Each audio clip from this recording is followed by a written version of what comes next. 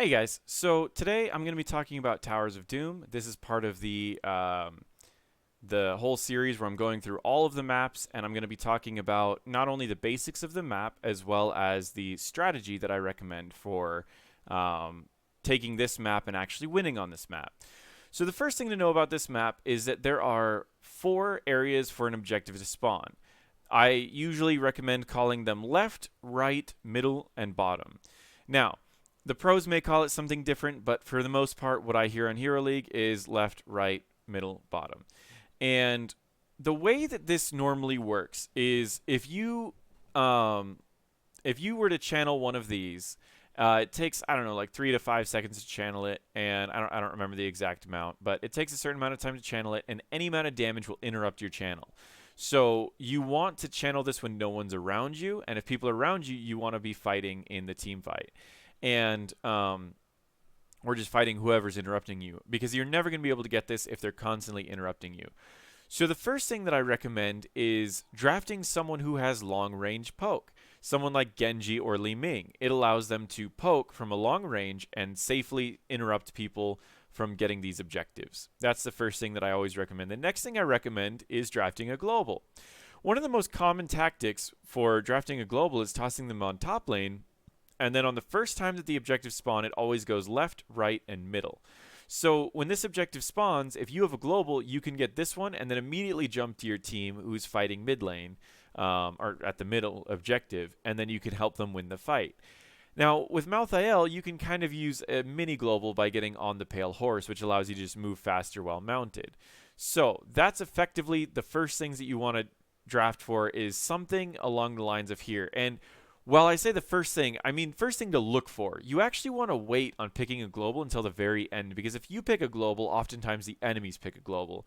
So I recommend trying to draft the entire group before you pick whoever is going to be the global, and then pick them last.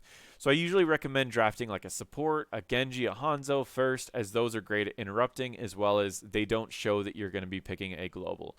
For example, if Falstad was picked last, now Malthael has to go, oh, well, I definitely have to get on the pale horse now to try to counter the global that the enemies have. So when drafting, recommend looking for pokes, and I recommend trying to last pick a global hero. Those are really the big things that I would recommend focusing on. Now let's get into the strategy of the game. When you get into this game, the lanes are kind of far, so doing a 4-man group is a little bit tricky. If you have a lot of wave clear, you can clear the wave and then still have enough time to get up to this lane before this lane dies. That is definitely a possibility. However, a lot of times I recommend going with a 2, and a 1, and then you rotate however you need or roam however you need. Sometimes you can even go with a 3 bottom lane, 1 mid, and 1 top, and then rotate around whoever's mid lane to make sure that everyone gets healing. The highest priority early game is to be focusing on camps. The reason why is because these camps will go and suicide into this tower and do a lot of damage. 3 of them can pretty much do like 70% of a tower's health early game. There's only a few ways to stop these from going in. The first thing is just stop them right here by letting them attack you instead of going into the tower range. The second thing is placing down a root or a stun, which will stun them, giving you time to kill them. And the last thing is a silence. Oddly enough, their suicide is considered an ability, so you can silence their suicide. I will show you right here what it looks like. They suicide and immediately stop when they hit the silence. So it is definitely a tactic that you can do, and I'll show you they're actually stopped. They're still attacking, but they don't actually do their suicide anymore. So playing Stukov is definitely something you can do. However, I don't actually really like Stukov on this map because you're rarely ever with your entire team. You're normally in small groups of 2s, 3s, but you can still definitely use your silences to be effective. You can use your slows and get a lot of kills. So just because I don't really like him on this map doesn't mean he's not good on this map. He's just not someone that I prefer. So early game, you should be focusing on these camps because these camps allow you to destroy the walls easily and get you a lot of experience, as well as it just gives you guys something to do once the waves are clear, because these minions take a while to get to lanes, and you can down a minion and you can't quite roam between 2 lanes really easily. As the first objective is spawning, you need to make a plan.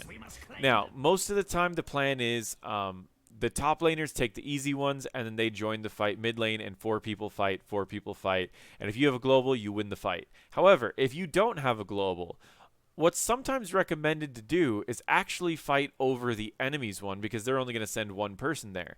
So you can fight on the enemy's one, win that one, and win your own at the same time, and you don't need to fight here, which is unfavorable. For red team in particular, if they were to fight here, they would have to go against a 5 because the enemies will have a global and they won't. However, they can take to the offense right here and win both objectives. This is kind of a higher level play that you can do in Team League. However, if you're in Hero League and you find that the enemies have global and you don't, you're going to lose most of these triple objectives unless you do something crazy. So I recommend making a call and seeing if your team can follow up on it. We're going to skip past this. And as you can see, we're about 10 seconds in. Genji makes a decision, hey, I'm going to sit here and I'm going to wait until Falstad shows up, and then I'm going to jump on Falstad. Well, Malthael takes this for free, and then he has On the Pale Horse, so he can join his team pretty quickly. Genji decides to stall, and if Falstad gets a little bit closer, he's going to jump in.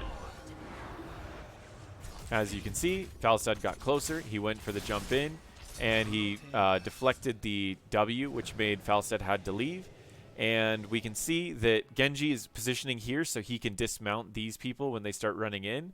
And it allows Genji to really have a great time at stalling. This allows Malthael to get both. However, what I really want to share with you guys is you can lose any of the early objectives. You see, just because they got more objectives doesn't mean that they got any more experience from those objectives. It didn't do any tower damage. It didn't get them any kills. It didn't do anything that actually gave them an experience advantage. The only experience advantage they have is from better play. So it's kind of interesting to see that you can skip these objectives, and that's really what I want to get for low-ranking players, as well as, I mean, even up to masters. I see people, they want to win every objective, even if they know that they can lose the fight. So if you know you're going to lose the fight, don't risk it. Just let them take the objective early game until you have an advantage. If your team has the stronger early game, try to take all the early objectives and try to do things to get those objectives to go further. Be careful about invading. And the reason why I say be careful about invading is because it can really go south really fast. Just getting your own camp is valuable enough when you invade, especially when you don't know if you have a lead on them, because if your team fights are even, then you're getting hit by stuff and you're trying to avoid stuff when you're invading. So just be very careful about that. But as I said, the early game, the biggest focus is on these camps right here. So the last thing that I want to get into is, what do you do in the late game? I've already said you can avoid these early. You can utilize globals, as well as you can you want heroes who can interrupt from a long range. I also explained how it's a lot about the camps, right? How the camps are really strong early game, as well as mid game. So what do you do? And again, here's another situation where they're going to leave because it's already an unfavorable fight. So they don't need to get this. They don't even need to get this. They can just give both of them, which is what they do.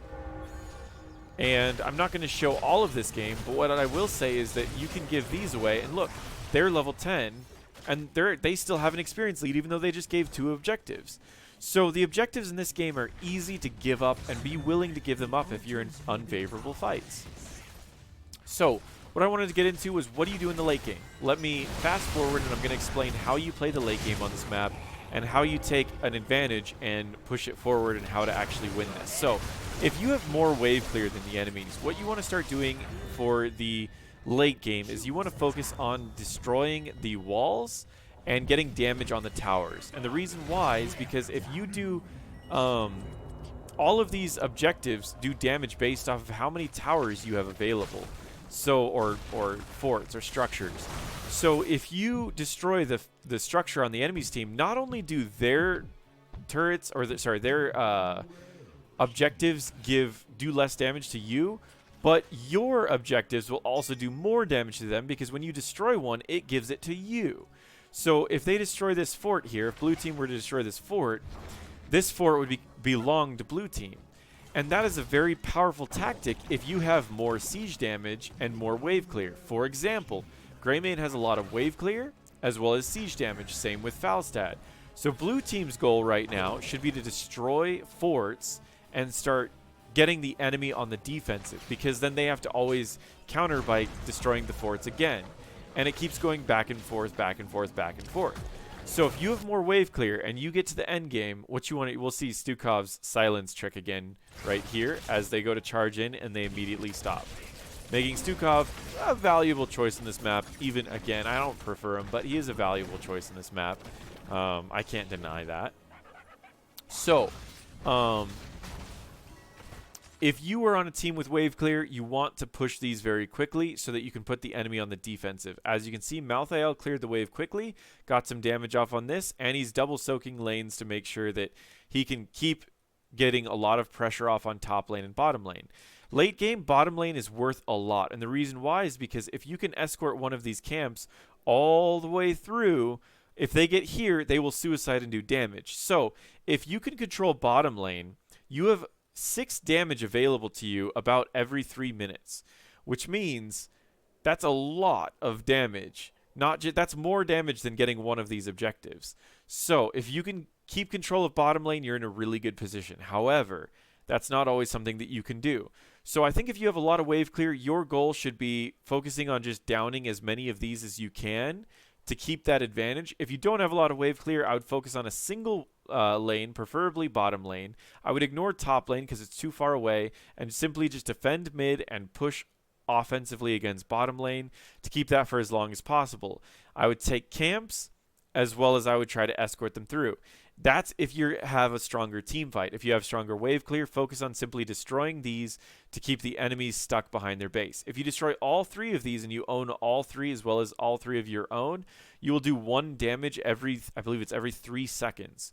So it is something that you definitely want to try if you have more wave clear. So this video, we're currently sitting at about 12 minutes. I'm going to keep this video going and I'm just going to recap what I've gone through. So in the late game, again, if you have wave clear, down these. If you don't have wave clear, if you're better at team fights, focus on the camps still, even late game. But early game, it should all be focused on the camps no matter what. When drafting, I like drafting 1 global. I like drafting a few people who have poke and people who are good in 3 to 4 v4 team fights. Something around 3 to 3 or 4 to v4 or something like that.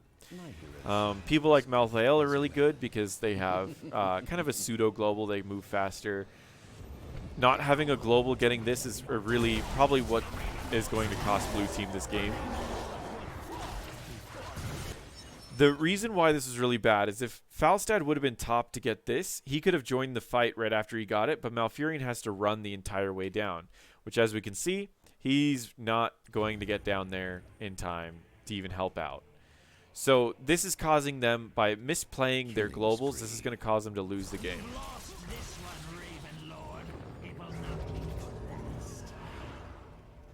So blue team needs to make a decision now. And when you get in a position like this where you're behind, you need to make a decision. You need to decide, how can we win this fight now? What do we have that can lead us to winning this fight? We have a mosh pit. Can we get them in a clustered position? This map, oftentimes you get stuck in clustered positions. Every time you go for a camp, you're clustered in here, you're clustered in here, here, as well as here. Every time you go for an objective, there's clusters here, here, and here. Everywhere that you go, there's all these clusters that can happen. So, can you win with clusters? I don't know. Blue team, if I was coaching blue team right now, my goal would be to bait out in a bush and see if we can get a couple kills before objectives, get level 16, and then kind of go from there. If I was on red team, my goal would be to get to level 16 first, as well as focus on the camps.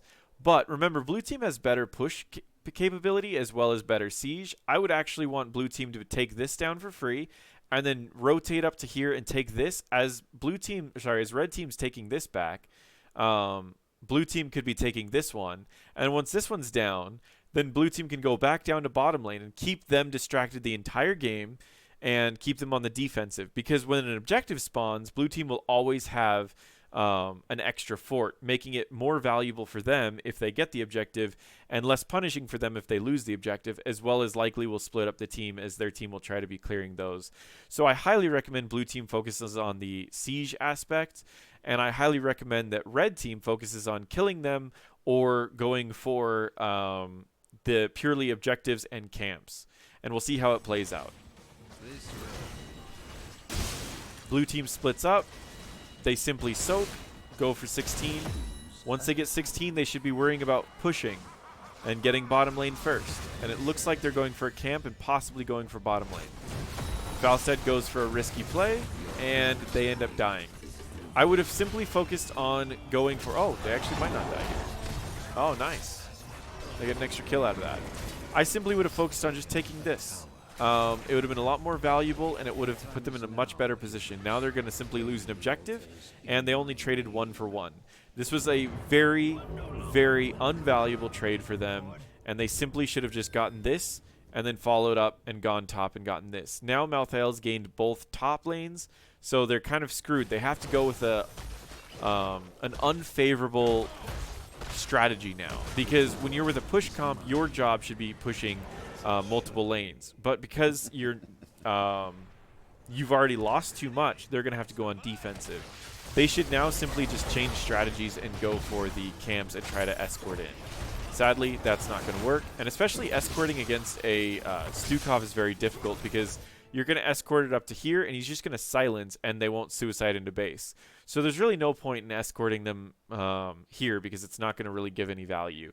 So overall, Blue team's only strategy to win this game is simply to push as a team and clear up here and keep the enemy red team on the defensive. Enemy red team, all they need to do is get team fights, which is what keeps happening. Blue team keeps giving them favorable team fights for them, and red team is going to win purely because blue team keeps trying to team fight when they should simply be pushing. That is the strategies for Team League, but again, I gave you the few tips that I would recommend for Hero League. Mainly if you just draft correctly in Hero League, you're really good to go.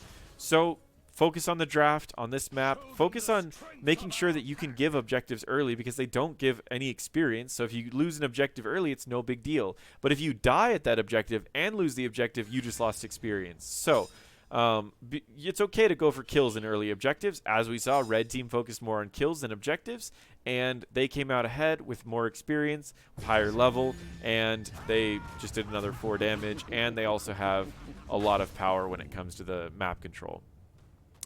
And that is Towers of Doom. It is one of the pros' favorite maps, because there's just so many opportunities to just pass up on objectives and still not lose in experience or anything like that. So that's Towers of Doom. If you like this video, or you have anything else that you would like to share about Towers of Doom, any other tips, feel free to throw it in the comments below. Thank you.